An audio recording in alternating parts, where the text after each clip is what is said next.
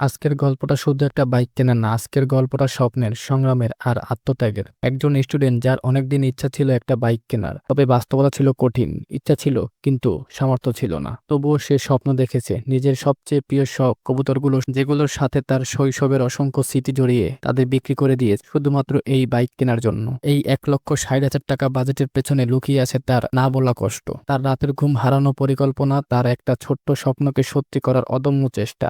আজ আমি পাশে দাঁড়িয়েছি এই ভাইয়ের, যেন সে শুধু একটা বাইক না, তার স্বপ্নটাকে কিনে নিতে পারে। আজকে যে আমরা বাইকটা দেখতে যাচ্ছি, সেই বাইকটা সে অনলাইনে প্রথম দেখে, ছবিতে যেন তার চোখ আটকে যায়। মনে হয় এটাই তো তার স্বপ্নের বাইক। বাজেটের মধ্যেই ছিল, দাম ছিল প্রায় 1,60,000 টাকা। আনন্দে উত্তেজনায় যেন সবকিছু ভুলে গিয়ে বিকেল 5টায় আমাকে মেসেজ করে, ভাই এখনই ওঠেন, বাইকটা নিতে হবে, না হলে বিক্রি হয়ে যাবে। তার বুকের ভেতর তখন কি পরিমাণ উত্তেজনা আর ভয় কাজ করছে, যেন স্বপ্নটা চোখের সামনে চলে এসেছে। আমিও দেরি না করে সব ব্যস্ততা ছেড়ে রওনা হলাম তার সাথে।